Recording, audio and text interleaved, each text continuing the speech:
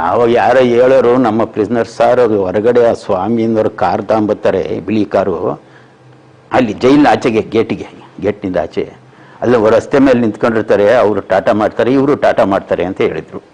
ನಮ್ಮಲ್ಲಿ ಮನೆಯಿಂದ ಊಟ ತಗೊಳ್ಳೋಕೆ ಅವಕಾಶ ಇದೆ ವಿಚಾರಣೆ ದಿನ ಬಂದಿಗಳಿಗೆ. ಅವರು ಹಾಸಿಗೆ ಬೆಡ್ಶೀಟು, ಟವಲ್ಲು, ಶರ್ಟು, ಪ್ಯಾಂಟು ಅವೆಲ್ಲ ಮನೆಯಿಂದ ತರಿಸ್ಕೊಬೋದು. ಅವರು ಹಾಸಿಗೆ, ಬೆಡ್ಶೀಟು, ಟವಲ್ಲು, ಶರ್ಟು, ಪ್ಯಾಂಟು ಅವೆಲ್ಲ ಮನೆಯಿಂದ ತರಿಸ್ಕೊಬೋದು. ಅವರು ಇನ್ನೊಂದು ಸ್ವಲ್ಪ ದಿನ ಕನ್ನಡ ರಾಜ್ಯೋತ್ಸವ ಇತ್ತು. ಅವ್ರು ಹೋಗುವಾಗ ರಾಜ್ಯೋತ್ಸವಕ್ಕೆ ಅಂತ ಗಿಫ್ಟ್ ಕೊಟ್ಬಿಟ್ಟು ಹೋದ್ರು ನಮ್ಮ ಬಂದಿಗಳಿಗೆ. ದರ್ಶನ್ ಪಂಚರು ಅಂತ ಇರ್ತಾರೆ, ಒಂದೊಂದು ಬೆರಕಿಗೆ ಒಬ್ಬ ಪ್ರಿಸ್ನರ್ ರೆಪ್ರೆಸೆಂಟೇಟಿವ್ ಇರ್ತಾನೆ. ಅವ್ರಿಗೆ ಪಂಚರು ಅಂತ ಜೈಲು ಒಳಗಡೆ ಪ್ರತಿಯೊಂದು ಬೆರಕಿಗೆ ಒಬ್ಬ ಅವರ ರೆಪ್ರೆಸೆಂಟೇಟಿವ್ ಇರ್ತಾನೆ. ಈ 3 ಥರ ಊಟ ಇದೆ ಜೈಲಿನಲ್ಲಿ: ಮುದ್ದೆ ಊಟ, ಚಪಾತಿ ಊಟ, ಅನ್ನಹಾರ ಅಂತ. ಮುದ್ದೆ ಊಟದಲ್ಲಿ ಮುದ್ದೆ ಜಾಸ್ತಿ ಇರ್ತದೆ, ಅನ್ನ ಕಡಿಮೆ ಇರ್ತದೆ. ಚಪಾತಿ ಊಟದಲ್ಲಿ 3 ಚಪಾತಿ ಇರ್ತವೆ, ಅನ್ನ ಕಡಿಮೆ ಇರುತ್ತೆ. ಬ್ರಿಟಿಷ್ನವ್ರು ಇದ್ದಾಗ ಯಾರೋ ಒಬ್ಬ ಈ ಚಪ್ಲಿನ ಕಟ್ ಮಾಡಿ ಅದನ್ನ ಉಪ್ಪು ಖಾರದಲ್ಲಿ ಹೊರಳಿಸಿ ಸುಟ್ಕೊಂಡು ತಿಂತಾ ಇದ್ನಂತೆ. ದರ್ಶನ್ ಕಡೆಯಿಂದ ಅರ್ಜಿ ಬರಬೇಕು, ಅವ್ರ ಮನೆ ಕಡೆಯವರಿಂದನೂ ಅರ್ಜಿ ಬರಬೇಕು, 2 ಕಡೆ ಬರಬೇಕು. ಆಮೇಲೆ ಅವ್ರು ಹೇಳ್ಬೇಕು, ನಾವು ಇಂಥವ್ರ ಕಡೆಯಿಂದ ನಾವು ಊಟ ತರಿಸ್ಕೊಂತೀವಿ, ಅವ್ರ ಹೆಸರು, ಪಾಸ್ಪೋರ್ಟ್ ಫೋಟೋ ಎಲ್ಲ ಕೊಡಬೇಕು. ಹೊಸ ಬಿಲ್ಡಿಂಗಲ್ಲಿ ನಾವು ಸೇರಿಸಿದ್ದು ಅವ್ರನ್ನ, ಫಸ್ಟ್ ಆ ರೂಮ್ಗೆ ಹಾಕಿದ್ದ ಅವ್ರನ್ನೇ ಫಸ್ಟು. ಹೌದು, ಅಲ್ಲಿ 3 ರೂಮ್ ಇದ್ದೋ. ಆಮೇಲೆ ದರ್ಶನ್ನು ಆವಾಗ ನಾನು ಒಂದ್ಸರಿ ಹೈಕೋರ್ಟ್ಗೆ ಅಟೆಂಡೆನ್ಸಿಗೆ ನನಗೆ ಕಳಿಸೋರು. ಜೈಲ್ ಮೇಲಿರೋ ಕೇಸ್ಗಳು ಹೈಕೋರ್ಟ್ನಲ್ಲಿ ಹಾಕಿರ್ತಾರೆ, ಅಪ್ಲಿಕೇಶನ್ಗಳು, ಪಿಟಿಷನ್ಗಳು ಅಂತ ಸರಿಯಾಗಿ ಊಟ ಕೊಡೋದಿಲ್ಲ, ಸರಿಯಾಗಿ ಆಗ ಮಾಡಲ್ಲ, ಈಗ ಮಾಡೋದು ಹಾಕಿರ್ತಾರೆ. ಅದಕ್ಕೆ ನಾವು ರಿಪ್ಲೈ ಮಾಡಿಕ್ಕೆ ನಾನು ಕಳಿಸೋರು ಸೂಪ್ಲೆಂಟ್ರ್ ಪರವಾಗಿ. ಒಂದ್ಸಾರಿ ನಾನು ಹೋಗಿದ್ದೆ. ಆವಾಗ ಒಬ್ಬ ವಕೀಲರು ನನಗೆ ಚೆಕ್ ಕೊಟ್ಟರು, ಸರ್ ನೀವು ಎಷ್ಟು ಬೇಕಾದರೂ ಬರ್ಕೊಡಿ, ಡೈಲಿ 1 ಬಾಟ್ಲು ಬಿಟ್ಬಿಡಿ. ನಾನು ಈಗ ಸುಮ್ಮನೆ ಬೇಡ ಅನ್ನೋದು ಬೇಡ, ಆಯಿತು ನೋಡೋಣ ಅಂತ ಹೇಳಿ ತಪ್ಪಿಸ್ಕೊಳ್ಳೋದು. ಫೈಟ್ ಆರ್ ಫ್ಲೈಟ್ ಅಂತ ಯಾವುದೇ ಒಂದು ಕ್ರೈಸಿಸ್ನಲ್ಲಿ ನಾವು ಮಾಡಬೇಕಾಗಿರೋದು. ಸೊ ನಾನು ಫ್ಲೈಟ್ ಮಾಡಬೇಕಾಗಿತ್ತು. ನಾನಾಯಿತು ನೋಡೋಣ ಅಂತ ಹೇಳಿದೆ, ಅವರಿಗೆ ನೋಡೋಣ ಅಂತ ಹೇಳಿದೆ. ಆಮೇಲೆ ಸುಮ್ಮನಾಗ್ಬಿಟ್ಟೆ ಅಷ್ಟೇ. ಚೆಕ್ನಲ್ಲಿ ಕೊಟ್ಟರು, ನೀವು ಎಷ್ಟು ಬೇಕಾದ್ರೂ ಬರ್ಕೊಳ್ಳಿ ಅಂತಂದ್ರೆ ಒಬ್ಬರು ವಕೀಲರು. ಶಿಖರೆ, ನಾವು ಇವತ್ತು ಲಕ್ಷ್ಮೀನಾರಾಯಣ ಅವರೊಟ್ಟಿಗಿದ್ದೇವೆ. ನಿಮ್ಗೆಲ್ಲ ಗೊತ್ತಿರುತ್ತೆ ಲಕ್ಷ್ಮೀನಾರಾಯಣ ಅವರು ಯಾರು ಅಂತ ಹೇಳಿದ್ರೆ 2011 ಪ್ರಪ್ನಾಗ್ರಹಾರ ಅತಿ ಖ್ಯಾತಿಗೆ ಹೋಗಿತ್ತು. ಯಾಕಂತ ಹೇಳಿದ್ರೆ ಅತಿ ಹೆಚ್ಚು ಖ್ಯಾತ ವ್ಯಕ್ತಿಗಳು ಪ್ರಪ್ನಾಗ್ರಹಾರ ಜೈಲಲ್ಲೇ ಇದ್ದಿರು. ಅದೇ ಸಮಯದಲ್ಲಿ ಇವತ್ತೇನು ದರ್ಶನ್ ಜೈಲ್ ಪಾಲಾಗಿದ್ದಾರೆ ಅವರು ಹೋಗ್ತಾರೆ. ಅದೇ ಸಮಯದಲ್ಲಿ ಸುಮಾರು ಪ್ರಪ್ನಾಗ್ರಹಾರ ಅನ್ನೋದು ಪ್ರತಿ ದಿವಸದ ಟಿವಿ ಪೇಪರ್ ಅಲ್ಲಿ ಸುದ್ದಿ ಆಗ್ಬಿಟ್ಟಿರುತ್ತಲ್ಲಿ, ಇದು ಪ್ರಪ್ನಾಗ್ರಹಾರದಲ್ಲಿ ಹೀಗಾಯ್ತು ಅಂತ ಹೇಳಿ. ಅದೇ ಸಮಯದಲ್ಲಿ ಒಬ್ರು ವ್ಯಕ್ತಿ ಟ್ರಾನ್ಸ್ಫರ್ ಆಗುತ್ತೆ ಅಲ್ಲಿಂದ ಬಳ್ಳಾರಿ ಜೈಲಿಗೆ. ಅದು ಯಾರ್ದಂತ ಹೇಳಿದ್ರೆ ಲಕ್ಷ್ಮೀನಾರಾಯಣ ಅವ್ರದ್ದು. ಒಂದು 10 ದಿನ ಆಗಿರುತ್ತೆ ಜೈಲಿಗೆ. 11ನೇ ದಿವಸಕ್ಕೆ ಇವ್ರದ್ದು ಅಲ್ಲಿಂದ ಟ್ರಾನ್ಸ್ಫರ್ ಆಗುತ್ತೆ. ಇವ್ರು ವಾಪಸ್ ಬಂದ ಕೂಡಲೇನೆ ಮತ್ತೊಬ್ರು ಬರ್ತಾರೆ. ಇವತ್ತೇನ ದರ್ಶನ್ ಒಳಗಿದ್ದಾರೆ, ಅವರು ಒಳಗೆ ಬರ್ತಾರೆ, ಎಲ್ಲರೂ ಒಳಗಿರ್ತಾರೆ. ಆಗ್ಲೇ ಪ್ರಪ್ನಾಗ್ರಹಾರದ ಸೂಪ್ರಿಟೆಂಟ್ ಆಗಿ ಇವ್ರು ಇರ್ತಾರೆ. ಯಾಕಂತ ಹೇಳಿ ನೀವು ಲಕ್ಷ್ಮೀನಾರಾಯಣ ಅವ್ರ ಹೆಸರು 2011ರಲ್ಲಿ ಸುಮಾರು ಜನ ಎಲ್ಲರಿಗೂ ಹೆಸರು ನೆನಪಿದ್ದೇ ಇರುತ್ತೆ. ಒಟ್ಟಾರೆಯಾಗಿ ಆ ಒಂದು ವರ್ಷ VVIP ಕಾಲದಲ್ಲಿ ಏನೆಲ್ಲ ನಡೀತು, ಸ್ಟಾರ್ ನಟರ ಕಾಲದಲ್ಲಿ, ನಿಜಾನ ಅವ್ರಿಗೆ ಯಾಕೆ ಟ್ರಾನ್ಸ್ಫರ್ ಮಾಡ್ತಾರೆ ಅನ್ನೋದೆಲ್ಲಾನು ಇವತ್ತು ಕೇಳ್ತಾ ಹೋಗುವ. ಆದ್ರೆ ಕೆಲವು ಸಾರಿ ಒತ್ತಡದ ಮೇರೆಗೆ ಸಂದರ್ಭಾನುಸಾರವಾಗಿ ಏನಾದ್ರು ಸ್ವಲ್ಪ ಒಳ್ಳೆ ಆಹಾರವನ್ನು ಬಿಡಬಹುದು. ಕುಡಿಯೋದು ಅವೆಲ್ಲಕ್ಕೂ ಯಾವುದಕ್ಕೂ ಅನುಮತಿ ಸಿಗೋದಿಲ್ಲ. ಕಳವಿನ ಮೂಲಕ ಯಾರೋ ಭ್ರಷ್ಟಾಚಾರ ಮಾಡಬಹುದು ಅಷ್ಟೇ ಹೊರತು ಅಧಿಕೃತವಾಗಿ ಯಾರೋ ಒತ್ತಡ ಹೇಳಿದ್ದಾರೆ ಅಂತ ಹೇಳಿ ಆ ಡ್ರಿಂಕ್ಸ್ ಅವೆಲ್ಲ ಸಪ್ಲೈ ಮಾಡೋದಿಲ್ಲ ಜೈಲಿನಲ್ಲಿ. ಗೊತ್ತಾಯ್ತಾ? ನನಗೊಂದು ಸಾರಿ ಈ ಸಬ್ ರಿಜಿಸ್ಟ್ರಾರ್ಗಳು ಮತ್ತೆ ಇಂಜಿನಿಯರ್ಸ್ಗಳೆಲ್ಲ ಅಡ್ಮಿಟ್ ಆದರು. ಆವಾಗ ಗಾಂಧಿನಗರ ಸೆಂಟ್ರಲ್ ಜೈಲ್ ಇದ್ದಾಗ. ಆವಾಗ ನಾನು ಒಂದ್ಸರಿ ಹೈಕೋರ್ಟ್ಗೆ ಅಟೆಂಡೆನ್ಸಿಗೆ ನನಗೆ ಕಳಿಸೋರು. ಜೈಲ್ ಮೇಲಿರೋ ಕೇಸ್ಗಳು ಹೈಕೋರ್ಟ್ನಲ್ಲಿ ಹಾಕಿರ್ತಾರೆ, ಅಪ್ಲಿಕೇಶನ್ಗಳು, ಪಿಟಿಷನ್ಗಳು ಅಂತ ಸರಿಯಾಗಿ ಊಟ ಕೊಡೋದಿಲ್ಲ, ಸರಿಯಾಗಿ ಆಗ ಮಾಡಲ್ಲ, ಈಗ ಮಾಡೋದು ಹಾಕಿರ್ತಾರೆ. ಅದಕ್ಕೆ ನಾವು ರಿಪ್ಲೈ ಮಾಡಿಕ್ಕೆ ನಾನು ಕಳಿಸೋರು ಸೂಪ್ಲೆಂಟ್ರ್ ಪರವಾಗಿ. ಒಂದ್ಸಾರಿ ನಾನು ಹೋಗಿದ್ದೆ. ಆವಾಗ ಒಬ್ಬ ವಕೀಲರು ನನಗೆ ಚೆಕ್ ಕೊಟ್ಟರು, ಸರ್ ನೀವು ಎಷ್ಟು ಬೇಕಾದರೂ ಬರ್ಕೊಡಿ, ಡೈಲಿ 1 ಬಾಟ್ಲು ಬಿಟ್ಬಿಡಿ. ನಾನು ಈಗ ಸುಮ್ಮನೆ ಬೇಡ ಅನ್ನೋದು ಬೇಡ, ಆಯಿತು ನೋಡೋಣ ಅಂತ ಹೇಳಿ ತಪ್ಪಿಸ್ಕೊಳ್ಳೋದು. ಫೈಟ್ ಆರ್ ಫ್ಲೈಟ್ ಅಂತ ಯಾವುದೇ ಒಂದು ಕ್ರೈಸಿಸ್ನಲ್ಲಿ ನಾವು ಮಾಡಬೇಕಾಗಿರೋದು. ಸೊ ನಾನು ಫ್ಲೈಟ್ ಮಾಡಬೇಕಾಗಿತ್ತು. ನಾನಾಯಿತು ನೋಡೋಣ ಅಂತ ಹೇಳಿದೆ, ಅವರಿಗೆ ನೋಡೋಣ ಅಂತ ಹೇಳಿದೆ. ಆಮೇಲೆ ಸುಮ್ಮನಾಗ್ಬಿಟ್ಟೆ ಅಷ್ಟೇ. ಚೆಕ್ನಲ್ಲಿ ಕೊಟ್ಟರು, ನೀವು ಎಷ್ಟು ಬೇಕಾದರೂ ಬರ್ಕೊಳ್ಳಿ ಅಂತಂದ್ರೆ ಒಬ್ಬರು ವಕೀಲರು ಡ್ರಿಂಕ್ಸ್ ಬಿಡ್ಲಿ ಅಂತ ಸೆಂಟ್ರಲ್ ಜೈಲಿನಲ್ಲಿದ್ದಾಗ. ಹೌದು, 1/7/2011 ಬೆಂಗಳೂರು ಸೆಂಟ್ರಲ್ ಜೈಲಿಗೆ, ಪರಪ್ನಾಗ್ರಹಕ್ಕೆ ವಿಶ್ವನಾಥಯ್ಯನವರಿಂದ ಚಾರ್ಜ್ ತಗೊಂತೀನಿ. ಅದೇ ಕೃಷ್ಣೇಶ್ ಶೆಟ್ಟರು ಬಂದರು, ಯಡಿಯೂರಪ್ಪನವ್ರು ಬಂದರು, ದರ್ಶನ್ ಬಂದಿದ್ರು, ಕಟ ಸುಬ್ರಹ್ಮಣ್ಯಂ ನಾಯ್ಡು ಮತ್ತೆ ಮಗ ಇಬ್ರು ಬಂದಿದ್ರು. ಆಗ ಹೊಸದಾಗಿ ಒಂದು ಕಟ್ಟಡ ಕಟ್ಟಿದ್ರು ಅಲ್ಲಿ, ಭದ್ರತಾ ವಿಭಾಗ ಅಂತ ಹೇಳಿ. ಇಲ್ಲಿ ಜೈಲಿನ ಒಳಗಡೆ ಹೋದ ಎಡಗಡೆ ಫಸ್ಟು ಒಂದು ಬ್ಲಾಕ್ ಸಿಗುತ್ತೆ, ಎರಡನೇ ಬ್ಲಾಕಲ್ಲಿ ಒಂದು ಬಿಲ್ಡಿಂಗ್ ಇತ್ತು, ಹೊಸ ಬಿಲ್ಡಿಂಗು. ಅಲ್ಲಿ ನಾವು ಯಡಿಯೂರಪ್ಪನವ್ರನ್ನ ಸ್ಟಾರ್ಟ್ ಮಾಡಿದೆವು. ಸಪ್ರೇಟ್ ಆಗಿರಲಿ, ರಾಜಕೀಯದವರು ಹೆಚ್ಚಿನ ಭದ್ರತೆ ಬೇಕಾಗುತ್ತೆ, ವಿಶೇಷವಾಗಿ ನಾವು ಸಿಬ್ಬಂದಿಗಳನ್ನ ಹಾಕಿದ್ದು. ಬಂದರು, ಅವ್ರು ಆರಾಮಿದ್ರು, ಏನು ತೊಂದರೆ ಇಲ್ಲ. ಅವರು ಒಂದೊಂದು ಸಾರಿ ಕಟ್ಟಡದ ಮೇಲೆ ಹತ್ತಿ ಬಿಡೋರು, ಕಟ್ಟ ಜಗದೀಶ್ ಅಂಡ್ ಯಡಿಯೂರಪ್ಪನವರು. ಸಾರ್ ಏನು ಸಾರ್ ಅಂತಂದು, ಎದುರುಬೇಡಪ್ಪ ನೀನು ಲಕ್ಷ್ಮೀನಾರಾಯಣ, ಏನು ಎದುರುಬೇಡ ನೀನು ಆರಾಮಿರು ಅಂತ. ಹೊಸ ಬಿಲ್ಡಿಂಗಲ್ಲಿ ನಾವು ಸೇರಿಸಿದ್ದು ಅವ್ರನ್ನ, ಫಸ್ಟು ಆ ರೂಮ್ಗೆ ಹಾಕಿದ್ದು ಅವ್ರನ್ನೇ ಫಸ್ಟು. ಹೌದು, ಅಲ್ಲಿ 3 ರೂಮ್ ಇದ್ದು. ಆಮೇಲೆ ದರ್ಶನ್ ನಮ್ಮಲ್ಲಿ ಮನೆಯಿಂದ ಊಟ ತಗೊಳ್ಳೋಕೆ ಅವಕಾಶ ಇದೆ ವಿಚಾರಣಾಧೀನ ಬಂದಿಗಳಿಗೆ. ಸೊ ಅವ್ನು ಸ್ವಾಮಿನವರು ಅವರೇ ಬೆಳಿಗ್ಗೆ ಅವರು ಬರ್ಕೊಟ್ಬಿಟ್ಟಿದ್ರು, ಅವ್ರ ಫೋಟೋ ಎಲ್ಲ ಕೊಟ್ಟಿದ್ರು ನಮಗೆ, ಇವರು ಊಟ ತಂದು ಕೊಡಲಿಕ್ಕೆ ಪರ್ಮಿಷನ್ ಕೊಡಿ ಅಂತ. ನಾವು ಅನುಮತಿ ಕೊಟ್ಟಿದ್ದು. ಊಟ ತಿಂಡಿ ಎಲ್ಲ ಸಪ್ಲೈ ಮಾಡೋರು ಅವರು, ನಮ್ಮ ಮುಖ್ಯಮಂತ್ರಿಗಳಲ್ವೇ, ನಾವು ಹಂಗೆ ನೋಡ್ಕೊಂತಿದ್ದು. ಊಟ ತಿಂಡಿನಲ್ಲಿ ಮನೆಯಿಂದ ಪರ್ಮಿಷನ್ ಕೊಟ್ಟ ಮೇಲೆ ನಮ್ಗೇನು ಚಿಂತೆ, ಡಾಕ್ಟ್ರು ನೋಡೋರು, ಚೆನ್ನಾಗಿರ್ತದೆ ಬಿಡಪ್ಪ, ಒಳ್ಳೆ ಊಟ ತಂದು ಕೊಡ್ತಾರೆ ಅಂತ ಹೇಳೋರು. ಅಲ್ಲೇ ಅಡ್ಡಾಡ್ಕೊಂಡು ನೋಡ್ಕೊಂಡು ಟಿ ವಿ ನೋಡ್ಕೊಂಡು ಇರೋರು.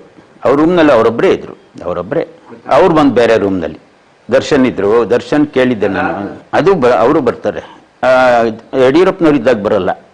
ಅದಾದಮೇಲೆ ಇವರು ದರ್ಶನ್, ಕಟ್ಟ ಸುಬ್ರಹ್ಮಣ್ಯಂ ಇದ್ರು, ಕಟ್ಟ ಜಗದೀಶ್ ಇದ್ರು. ದರ್ಶನ್ ಬಂದಾಗ ನಾನು ಕೇಳಿದೆ, ನೀವು ಬೇರೆ ರೂಮಿಗೆ ಬೇಕಾದ್ರೆ ಹೋಗಿ ಕೊಡ್ತೀನಿ ಅಂದೆ. ಇಲ್ಲ ಬೇಡ ಸರ್, ನಾನು ಅವ್ರ ಜೊತೆ ಇರ್ತೀವಿ. ಕಟ್ಟ ಜಗದೀಶು, ಕಟ್ಟ ಸುಬ್ರಹ್ಮಣ್ಯ ನಾಡು, ದರ್ಶನ್ ಒಂದೇ ರೂಮಲ್ಲಿ ಇದ್ರು. ಅಲ್ಲೇ ಯಡಿಯೂರಪ್ಪನವ್ರು ಇದ್ರಲ್ಲ, ಆ ರೂಮ್ ಪಕ್ಕ. VIP ನಾವು ಕನ್ಸಿಡರೇ ಮಾಡಲ್ಲ. ಅಲ್ಲಿ ಏನಾಗ್ತದೆ ಅಂದರೆ, ಈಗ ಯಡಿಯೂರಪ್ಪನವ್ರಿಗೆ ವಯಸ್ಸಾಗಿತ್ತು, ಅವ್ರಿಗೆ ಇಡೀ ಮೈ ನೋವು, ಬೆನ್ನೋವು ಇವೆಲ್ಲ ಇರ್ತವೆ. ಡಾಕ್ಟ್ರು ಬೆನ್ನೋವು ಇದೆಯಪ್ಪ, ಇವ್ರಿಗೊಂದು ಮಂಚ ಕೊಡಿ.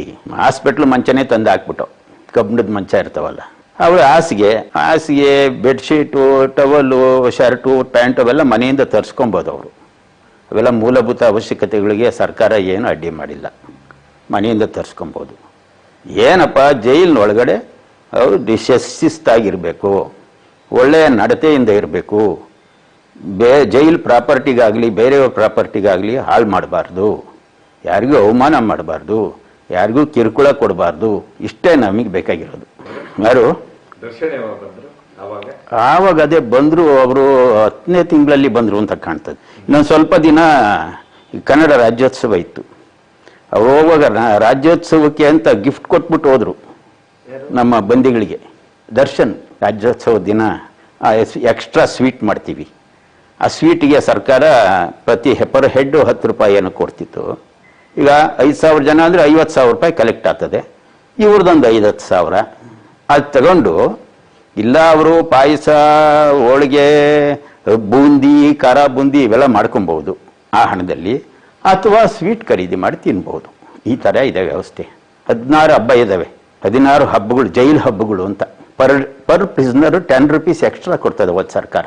ರಾ ಮೆಟೀರಿಯಲ್ಸ್ ಖರೀದಿ ಮಾಡಿ ಜೈಲು ರೇಷನ್ನು ತಗೊಂಡು ಎಲ್ಲ ಪಾಯಸ ಮಾಡ್ಕೊಳ್ಬೋದು. ಕೆಲವು ಸಾರಿ ವಡೆ, ಪಕೋಡ ಮತ್ತೆ ಬೂಂದಿ ಇವೆಲ್ಲ ಮಾಡ್ಕೊಂತಾರೆ, ಅವರೇ ಪ್ಲಾನ್ ಮಾಡ್ಕೊತಾರೆ. ಪಂಚರು ಅಂತ ಇರ್ತಾರೆ, ಒಂದೊಂದು ಬೆರಗ್ಗೆ ಒಬ್ಬ ಪ್ರಿಸ್ನರ್ ರೆಪ್ರೆಸೆಂಟೇಟಿವ್ ಇರ್ತಾನೆ. ಅವ್ರಿಗೆ ಪಂಚರು ಅಂತ, ಜೈಲು ಒಳಗಡೆ ಪ್ರತಿಯೊಂದು ಬೆರಕಿಗೆ ಒಬ್ಬ ಅವ್ರ ರೆಪ್ರೆಸೆಂಟೇಟಿವ್ ಇರ್ತಾನೆ. ಅವರೆಲ್ಲ ಒಂದು 8-10 ಜನ ಸೇರ್ಕೊಂಡು ಅಥವಾ 15 ಜನ ಸೇರ್ಕೊಂಡು ತೀರ್ಮಾನ ಮಾಡ್ತಾರೆ, ಮುಂದಿನ ಹಬ್ಬದಲ್ಲಿ ಏನು ಮಾಡೋಣ ಅಂತ. ಆವತ್ತು ಈ ವಿಶೇಷವಾದಂಥ ಹಣ ಮತ್ತು ಇವರು ಏನು ಆಹಾರದ ಜೊತೆಗೆ ಅಕ್ಕಿ ಇರ್ತದೆ, ಇವರು ಅಕ್ಕಿನ ಅವತ್ತು ಸಪ್ರೇಟಾಗಿ ಹುರ್ಕೊಂಡ್ಬಿಟ್ಟು ಪಾಯಸ ಮಾಡ್ಕೊಂಡ್ಬಿಡ್ತಾರೆ. ಎಕ್ಸ್ಟ್ರಾ ದ್ರಾಕ್ಷಿ, ಗೋಡಂಬಿ ಇಂಥವೆಲ್ಲ ಖರೀದಿ ಮಾಡ್ಕೊತಾರೆ. ಆ ಅಮೌಂಟ್ ಫಿಕ್ಸೆಡ್ ಅಮೌಂಟ್, ಅದು ಅಷ್ಟರೊಳಗೆ ಮಾಡ್ಕೊಬೇಕು. ಇಲ್ಲ, ಅವರು ಕನ್ನಡ ರಾಜ್ಯೋತ್ಸವಕ್ಕೆ ಅಂತ ಹೇಳಿ ಒಂದಿಷ್ಟು ಅಮೌಂಟ್ ಕೊಟ್ಟು ಹೋಗಿದ್ರು. ದರ್ಶನ್ ಇವಾಸ ಅಂಬಲ್ ವಿನಮ್ರವಾಗಿರ್ತಿದ್ದ. ಯಾರು ಬರೋರು ಅವ್ರಿಗೆ ಸಂಬಂಧಪಟ್ಟವ್ರು ಯಾರು ಬರ್ತಿದ್ರು, ಯಾರು ನಾವು ಸೂಪ್ರಿಂಟ್ರ್ ಅವೆಲ್ಲ ನೋಡೋಕೆ ಹೋಗೋದಿಲ್ಲ. ಅಸಿಸ್ಟೆಂಟ್ ಸೂಪ್ರಿಂಟು, ಜೈಲು, ಸೊ ಎಲ್ಲ ನೋಡ್ಕೊಂತಾರೆ. ಅವ್ರಿಗೆ ಏನಾದರೂ ಸಮಸ್ಯೆ ಬಂದಾಗ ಅಥವಾ ಅನುಮಾನ ಬಂದಾಗ ಅಥವಾ ಏನಾದರೂ ಸಾಹೇಬರಿಗೆ ಒಂದು ಗಮನಕ್ಕೆ ತರೋಣ ಅಂತ ಬಂದಾಗ ಅಷ್ಟೇ ನಮ್ಗೆ ಹೇಳೋದು ಅವರು. ನಾವು ಒಂದು ರೌಂಡ್ ಬೆಳಿಗ್ಗೆ ಒಂದು ಸಾಯಂಕಾಲ ಒಂದು ರೌಂಡ್ ಹೊಡೆದು ನಾವು ಜನರಲ್ ಡಿಸಿಪ್ಲಿನ್ ಬಗ್ಗೆ ನಿಗಾ ಮಾಡಿಬಿಡ್ತೀವಿ. ಯಾರಾದರೂ ಎಲ್ಲೋ ಇರೋನು ಎಲ್ಲೋ ಇದ್ರೆ ಇಲ್ಲಿಗೆ ಯಾಕೆ ಬಂದ ಅವನು, ಯಾರ ಜೊತೆಗೆ ಭೇಟಿ ಮಾಡ್ದ ಇತ್ಯಾದಿ.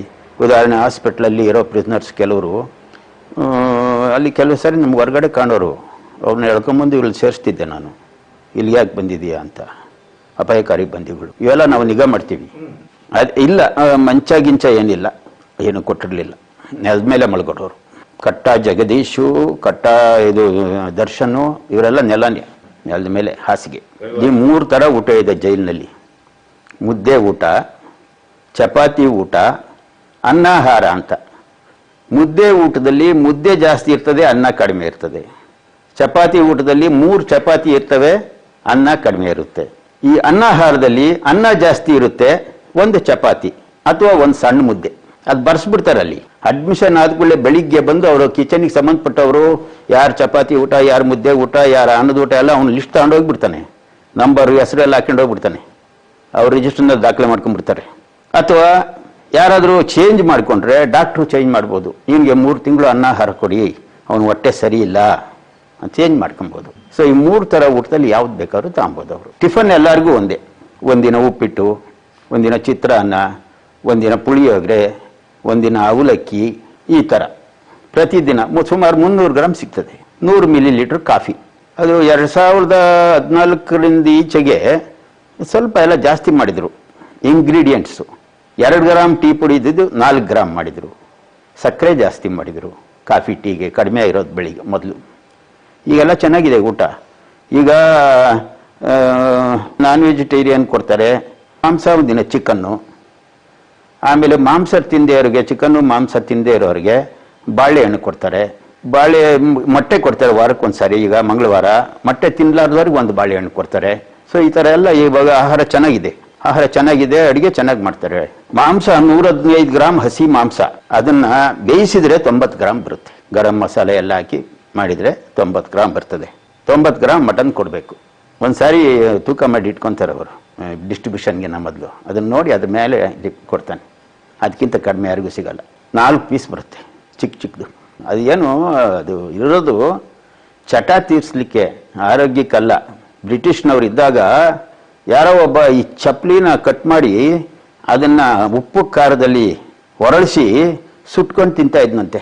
ಆ ಚರ್ಮದ ಚಪ್ಪಲಿ ಅವಾಗ ಬ್ರಿಟಿಷ್ನವರು ಅವಾಗ ನಿಗಾ ಮಾಡಿ, ಅವ್ರಿಗೆ 1 ಮಾಂಸ ಕೊಡ್ರಿ, ಪಾಪ ಅವನು ಎಷ್ಟು ಅಸಹ್ಯವಾಗಿ ತಿಂತಾ ಇದ್ದಾನೆ ಅಂತ ಅವರು ಕರುಣೆ ತೋರಿಸಿ ಆವಾಗ they introduced only for the gratifying ಇದು habits, not as a health food. ಮಾಂಸ ಕೊಡೋದೇ ಚಟ ತೀರ್ಸ್ಕೊಳ್ಳೋಕ್ಕೆ. ಒಳ್ಳೆ ಗರಂ ಮಸಾಲೆ ಎಲ್ಲ ಹಾಕಿ ಚೆನ್ನಾಗಿ ಮಾಡ್ತಾರೆ, ಗಮ್ಮಂತಿರ್ತದೆ ನಮಗೆ. ನಾವು ರೌಂಡ್ಸ್ ಹೋದಾಗ ಜೈಲ್ ಅಡುಗೆ ಮನೆಯಲ್ಲಿ ಬ್ಯಾರಕ್ಸ್ನಲ್ಲಿ ಎಲ್ಲ ಅದು ಈ ಮಾಂಸದ ವಾಸನೆ ಬರುತ್ತಾ ಇರ್ತದೆ. ಆಮೇಲೆ ಮಾಂಸದ ದಿನ ಊಟ ಜಾಸ್ತಿ ಮಾಡ್ತಾರೆ. ಮಾಂಸದ ಸಾಂಬಾರ್ ಕುಡಿತಾರೆ ಘಟ. ಈಗ ನಿಮ್ಮ ಪ್ರಕಾರ ಸರಿ ದರ್ಶನ್ಗೆ ಏನಿಲ್ಲ, ಬಂದಾಗ 1 2 ದಿನ 3 ದಿನ ಇದೆಲ್ಲ ದಾಖಲೆ ಆಗವ್ರಿಗೆ ಅವರು ಅರ್ಜಿ ಕೊಡಬೇಕು. ದರ್ಶನ್ ಕಡೆಯಿಂದ ಅರ್ಜಿ ಬರಬೇಕು, ಅವ್ರ ಮನೆ ಕಡೆಯವರಿಂದನೂ ಅರ್ಜಿ ಬರಬೇಕು, 2 ಕಡೆ ಬರಬೇಕು.